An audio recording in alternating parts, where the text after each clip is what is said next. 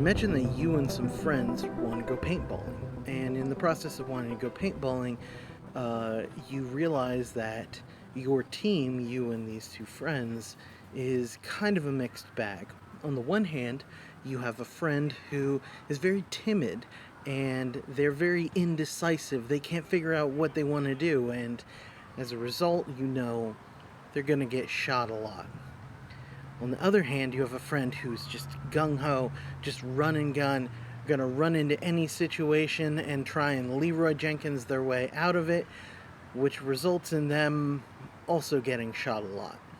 So the question that you have is, what advice do you give them so that they, don't get shot a lot, right? I mean, do you have some kind of god tier strategy for these ball magnets in order to help them actually enjoy themselves and perform well?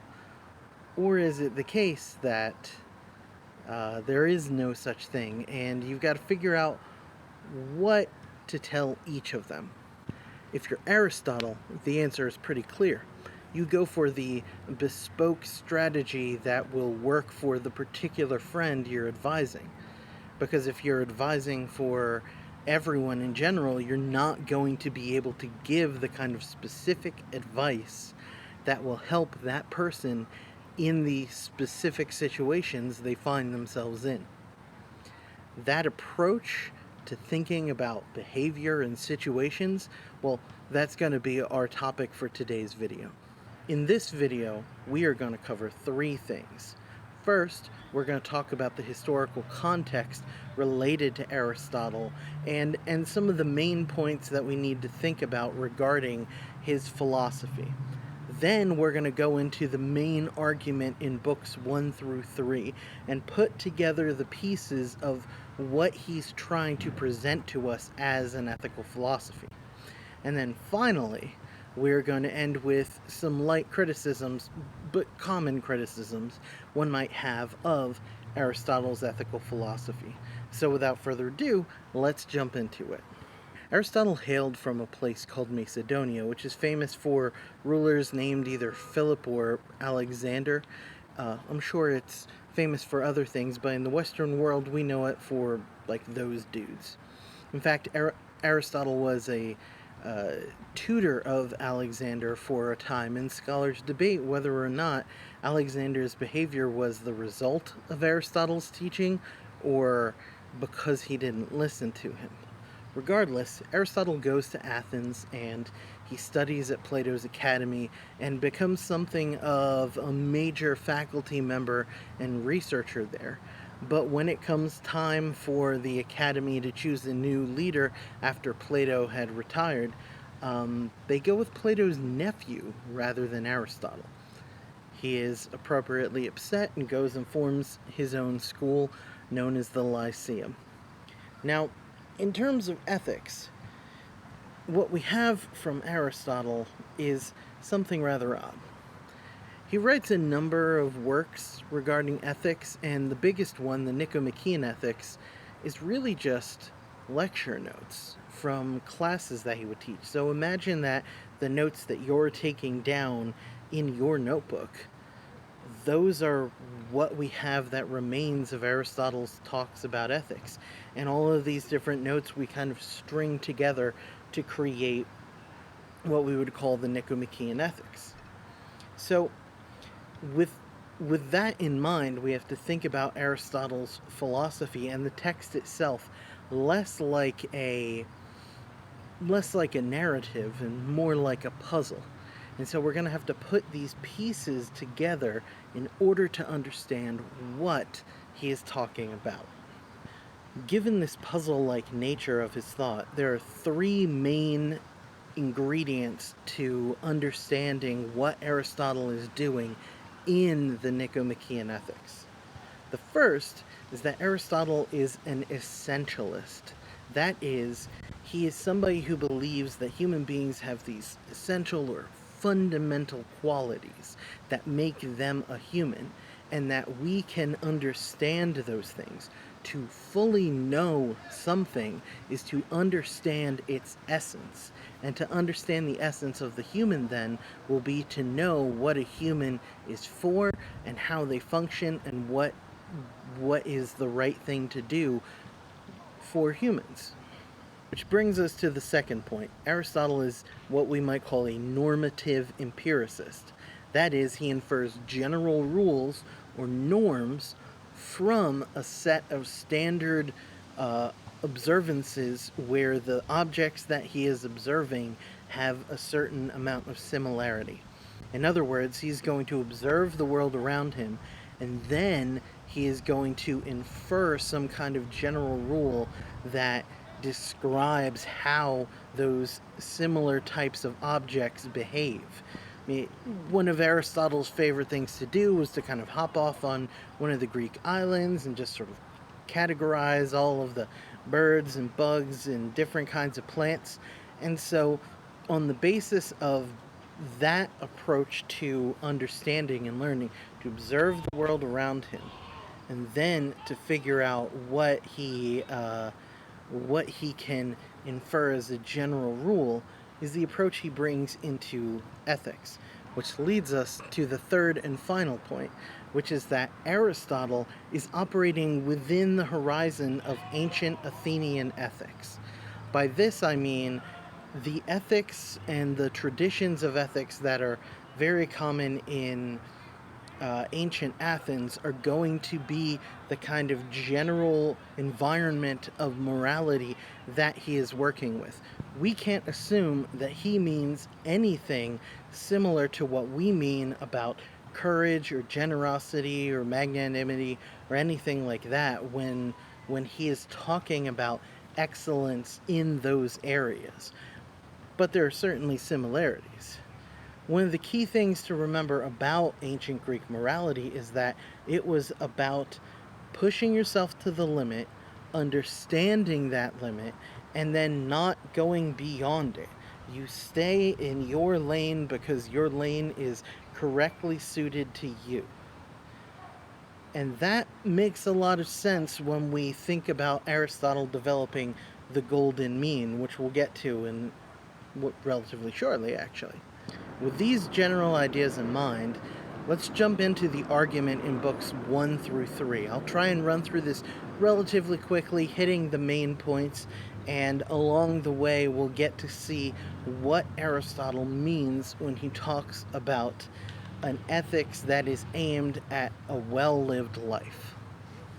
Now, Aristotle begins book 1 of the Nicomachean Ethics with a pretty innocuous statement. Every action, every science, every practice, every habit of any kind, they all aim towards some goal. Now, the Greek word for a goal or end is telos, or telos, however you want to say it. It's an ancient language. It's not how people in Greece currently say it, so we have some leeway there. But everything aims towards some telos, or end. And as a result, you can see that things have a proper goal that they attempt to achieve. And if there's a proper goal for everything, then that means that there's a proper goal for human beings. For Aristotle, the goal of a human life is eudaimonia, or a well-lived life. This is sometimes translated as happiness, but the reality is it tends to translate better as a well-lived life, the kind of life that people would speak about, saying that person really lived well. They really did good by the people who they were in relationship with. They left the world a better place as a result of them being here, and they accumulated the kind of life that we would tell stories about. And so eudaimonia becomes this goal that human beings are meant to strive for. It's our telos. And the way that we get there for Aristotle is by engaging in practice, which sounds weird. We're talking about practice. We're not talking about like actually doing a thing. We're talking about practice. But for Aristotle, practice is essential to cultivating the kind of life that one would say is well lived. And why is that? Because we don't get better at being ethical by getting smarter. We get better at being ethical by doing ethical things. The point of studying ethics for Aristotle is not to become more knowledgeable in the discourse on ethics. The point of studying ethics is to become a better person. Simply put, the purpose of ethics for Aristotle is to find an answer to the question, what does it mean to human well? To human well means to use our distinctly human capabilities, our rational capabilities. For Aristotle, the human is the rational animal. And as a result, that's what distinguishes us from plants and other animals. So we use our reasoning capabilities in combination with practicing ethical activities in order to achieve eudaimonia. Eudaimonia is achieved through the cultivation of character excellence. Excellence of character, the best that we can be as the kind of being that we are.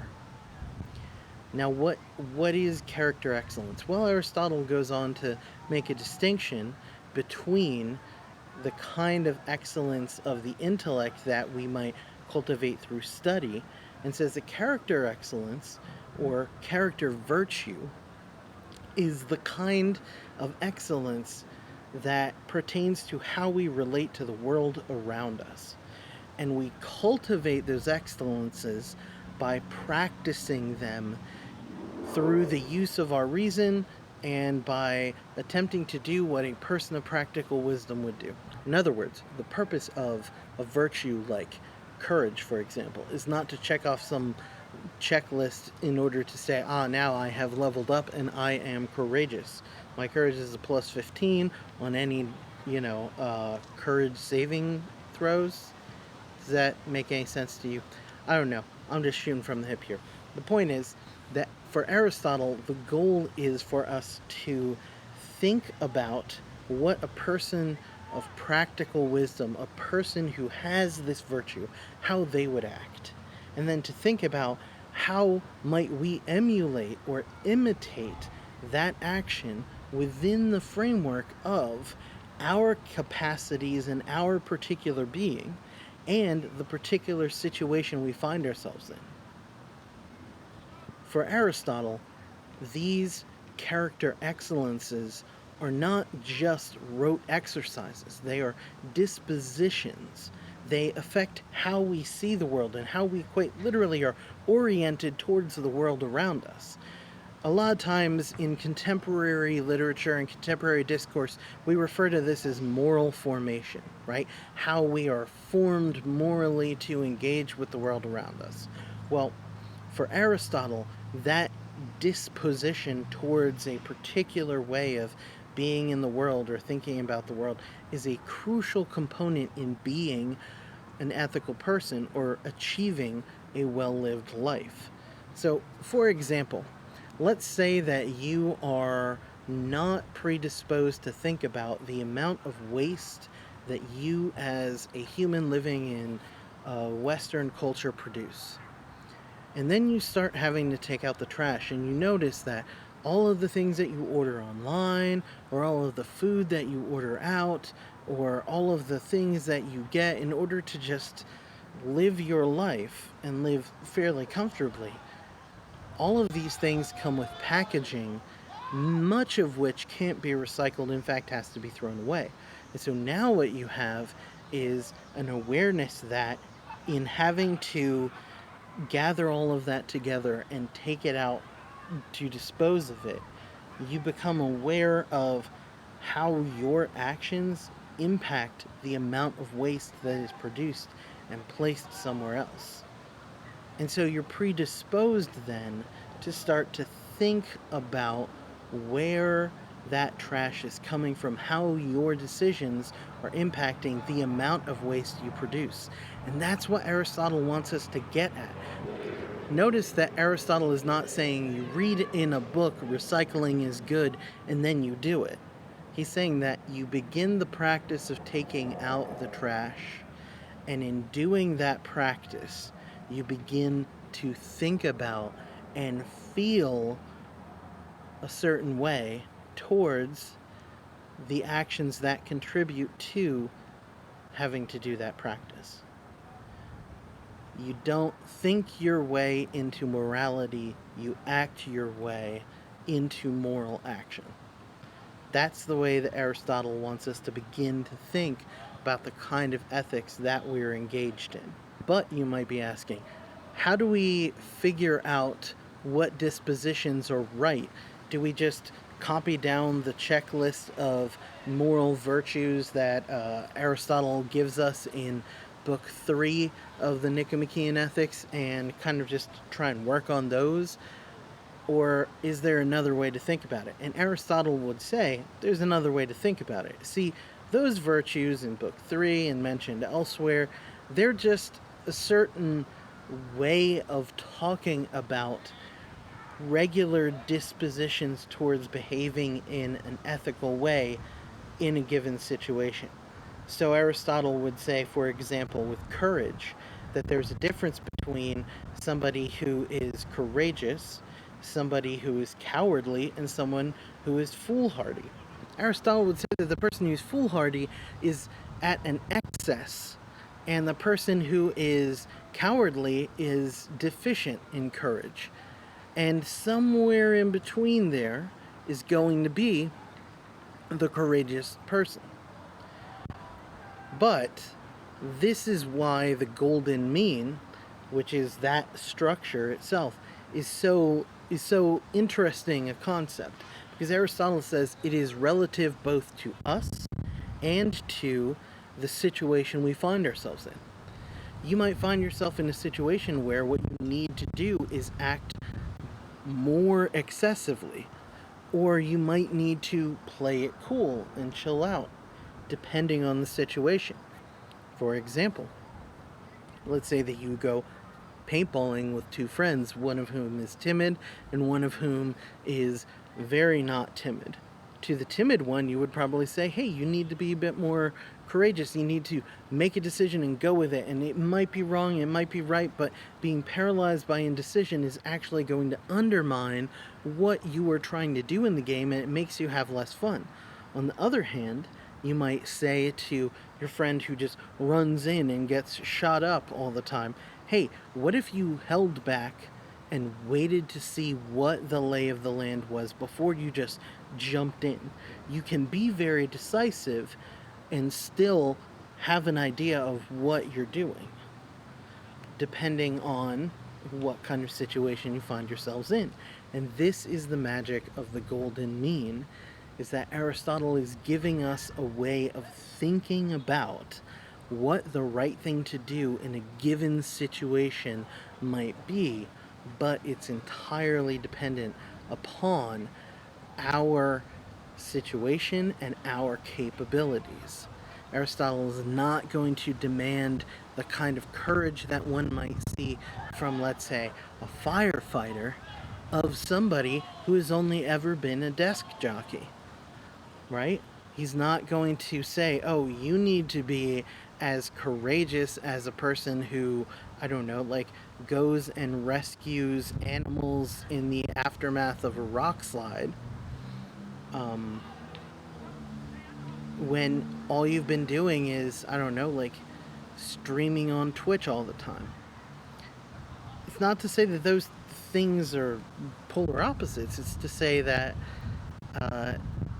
we can only expect as much from someone as their life and their habits and their capabilities, their capacities allow for.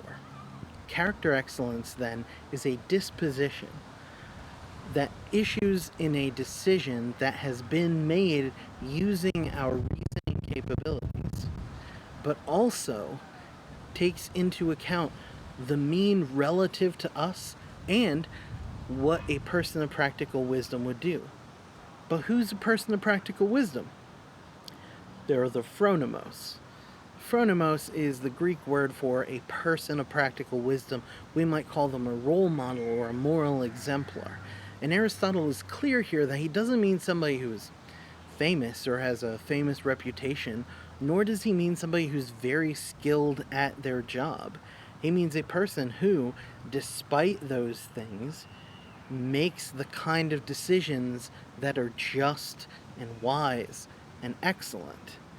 So, to go back to the example of the firefighter, Aristotle might not necessarily say that a firefighter is courageous. He might say they are extremely competent and proficient at their job. But we might argue that a firefighter, by the very nature of the kinds of situations they find themselves in, is consistently having to choose whether or not they are going to value their safety and their crew's safety over and against the safety of those that they are tasked with rescuing. So it's squishy. Now, a phronimos is somebody who exemplifies the character excellences that we've heard Aristotle talk about, but also that we ourselves might have in our society. And so what that entails then for us is to follow their example carefully, knowing that we are not there yet. We need to develop over time in order to be able to cultivate the kind of character excellence that a phronimos might have. All of this brings us to Book 3, where Aristotle adds one final piece to at least the amount of the puzzle that we are going to get done in this unit. Aristotle makes a distinction between voluntary actions and involuntary actions. Those actions that are voluntary, that are done under our own decision-making power, under our own moral ability and personal capability, those are voluntary. When an external force is acting upon us, or when we don't know better, we have not been taught to do otherwise, it's involuntary. And you can't really take the moral temperature of somebody, you can't really see a person's character in decisions that they make involuntarily. If an external force is acting upon them, that's not necessarily a testament to their, to who they are, whether or not they are living a well-lived life. Only when they are able to make voluntary decisions are they able to have their character sort of testify to the kind of person that they are. To recap, everything aims towards some telos, some goal. The goal of human beings is happiness or a well-lived life, eudaimonia. In order to live a well-lived life, you have to cultivate the appropriate amount of internal and external goods. Internal goods, namely, are moral virtues or character virtues, character excellences. And how we cultivate those is through making a decision based on our reasoning capabilities about what the right thing to do is, in alignment with what a person of practical wisdom might do. And we do all of that voluntarily as an expression of our character. One of the biggest concerns about Aristotle's ethics has to do with the double-edged sword of flexibility. See, the kind of flexibility that allows me to have a mean relative to my capabilities in a given situation is great. But what happens if the kinds of situations I find myself in, or the kinds of dispositions that I have, occur within a society that values things that are maybe not so morally excellent? For example, what if I'm raised in a society that values racial hierarchies, gender hierarchies, certain people being better than others on the basis of the amount of money that they earn, or as a result of having been born into a family of people who are practitioners of a particular religion. Well, if I'm raised in that kind of environment, I'm going to act a certain way towards people who don't have the same values, don't behave in a way that is in alignment with those values. I'm going to say they are against my society. Or I might not even know that what they're doing could be ethical. Because for me, in that environment, the values that I have been taught to have, the dispositions that I cultivate, could be dispositions towards malice, towards prejudice, towards distrust, towards violence, towards a fear of the other. They could all be values that are valorized in my society, and I wouldn't be aware that they could actually be otherwise. This brings us back to a point that Severson made in the first chapter of his book that we're reading. Our cultural heritage and history shapes our moral dispositions. And we need to be aware of that. We need to study it, because if we don't, if we continually buy into the myth of our own society's exceptional morality and not take into account the views of those who maybe have been marginalized within that society, or marginalized or felt the negative effects of that society enacting its plans both at home and abroad, then we might not realize that we are engaged